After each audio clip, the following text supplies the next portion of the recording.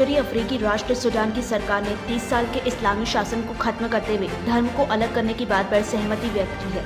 Sudan के प्रधानमंत्री Abdalla Hamdok और Sudan People's Liberation Movement North विद्रोही समूह के नेता अब्दुल अजीज अल हिलू ने समझौता घोषणा पत्र पर हस्ताक्षर किए हैं।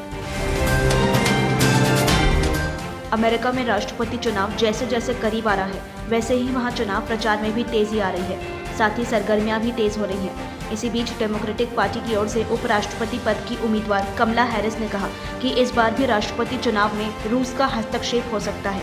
इतना ही नहीं, उन्होंने ये भी कहा कि इससे उनकी पार्टी को नुकसान हो सकता है। भारत और चीन की सीमा पर मई से जारी तनाव एक बार फिर अपने चरम पर पहुंच गया है। सोमवार रात को लद्दाख सीमा पर वो हुआ जो पिछले 4 दशक में नहीं हुआ था। LAC पर बीती रात गोलीबारी की घटना हुई, जहां दोनों ओर से फायरिंग की गई। हालांकि इस फायरिंग में किसी को निशाना नहीं बनाया गया।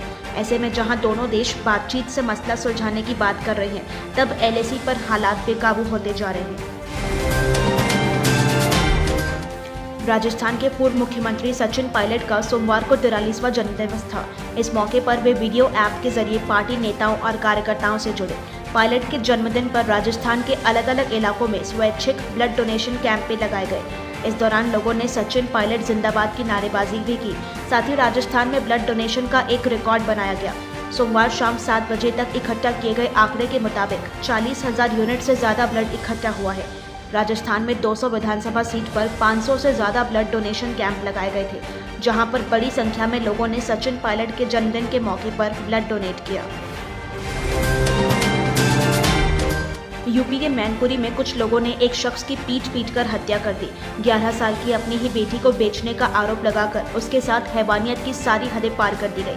6 सितंबर की शाम मारपीट की वजह से बुरी तरह घायल हुए शख्स को जिला अस्पताल में भर्ती कराया गया था, जहां इलाज के दौरान उसकी मौत हो गई। पुलिस ने इस मामले में 4 लोगों को हिरासत में लिया है। उत्तराखंड के उद्यम सिंह नगर में एक दोहरे हत्याकांड से सनसनी फैल गई। नवविवाहित दंपत्ति की गोली मारकर हत्या कर दी गई। कुछ दिन पहले ही लड़के और लड़की ने घर से भागकर लव मैरिज की थी। हत्या का आरोप लड़की के पिता पर लग रहा है। सूचना पर ASP दल बल समेत मौके पर पहुंचे और जांच शुरू की गई। इलाके में तनाव को देखते हुए पुलिस फोर्स को मौके पर तैनात किया गया है। मध्य प्रदेश कांग्रेस के कार्यकारी अध्यक्ष रामनिवास रावत ने बीजेपी सांसद ज्योतिरादित्य सिंधिया पर बीजेपी के ही पोस्टर का हवाला देते हुए तंज कसा है। पोस्टर पर सिंधिया को काफी छोटे आकार में दिखाया गया है और उन्हें मध्य प्रदेश के स्थानीय नेताओं के बीच जगह दी गई है। ट्विटर पर पोस्टर शेयर करते हुए रामनिवास रावत ने लिखा, 56 टिकली में श्रीमंत सिंधिया, बड़ा दुख होता है इस तरह अपने प्रिय नेता को सम्मानित होते हुए देखकर। पोस्टर पर सिंधिया को उमा भारती, कैलाश विजयवर्गीय और प्रभात झा के साथ जगह दी गई है, जबकि दूसरी तरफ प्रधानमंत्री मोदी के साथ मुख्यमंत्री शिवराज सिंह चौहान को दिखाया गया है। देश में कोरोना मरीजों की संख्या 42,77,584 हो गई है। सोमवार को एक दिन में 75,022 मरीज बढ़े और 74,123 लोग स्वस्थ होकर घर लौटे। वहीं छत्तीसगढ़ में कोरोना मरीजों की तादाद 50,000 के करीब पहुंच रही है। पिछले 24 घंटे में कोरोना के 2017 नए मरीज मिले हैं, जिनमें से 654 अकेले रायपुर के हैं। पिछले 24 घंटे में इलाज के दौरान प्रदेश में 15 लोगों की मृत्यु हुई है, जिसमें से 7 रायपुर के हैं। प्रदेश में अब तक 47,282 लोग संक्रमित हो चुके हैं, जबकि 24,708 एक्टिव केस हैं।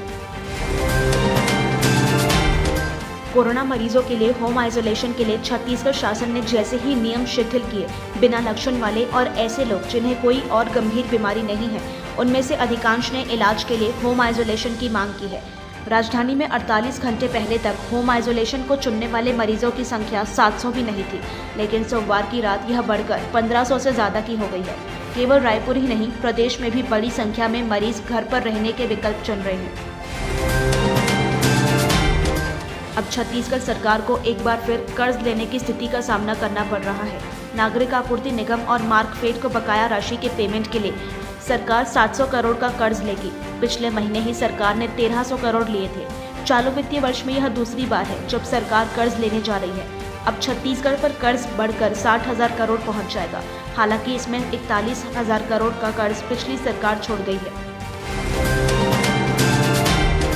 छत्तीसगढ़ में सरकारी स्कूलों में शिक्षकों की सीधी भर्ती की प्रक्रिया अटकी पड़ी है। इसे लेकर सोमवार को डीएड बीएड संगठन के बैनर तले चयनित करीब 20,000 अभ्यर्थी राजधानी की सड़कों पर उतरे और जमकर हंगामा किया।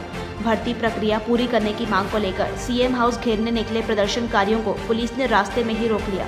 इस बीच जमकर झूमा झटकी भी हुई, जिसके बाद शहर के तीनों कांग्रेस के विधायकों सत्यनारायण शर्मा, कुलदीप जुनेजा, विकास उपाध्याय ने इन प्रदर्शनकारियों से चर्चा की और उन्हें आश्वस्त किया कि सरकार जल्द नियुक्ति के लिए प्रयासरत है।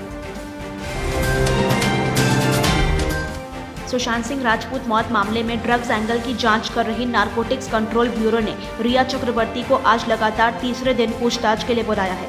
इससे पहले सोमवार को रिया चक्रवर्ती से 8 घंटे सवाल जवाब किए गए थे।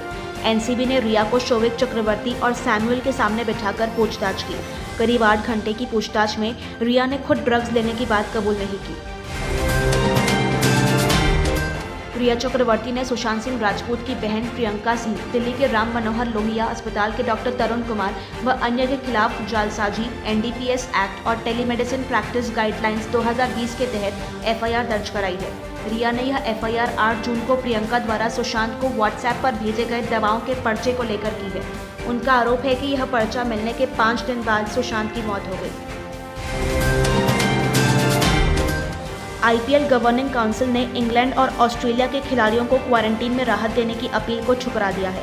इंग्लैंड में चल रही सीमित ओवर की सीरीज खत्म होने पर यूएई आने पर दोनों टीम के खिलाड़ियों को 6 दिन सेल्फ आइसोलेशन में रहना होगा, यानी Steve Smith, David Warner, Jos Buttler, Jonny Bairstow और बड़े खिलाड़ी आईपीएल के शुरुआती मैच में नहीं खेल सकेंगे।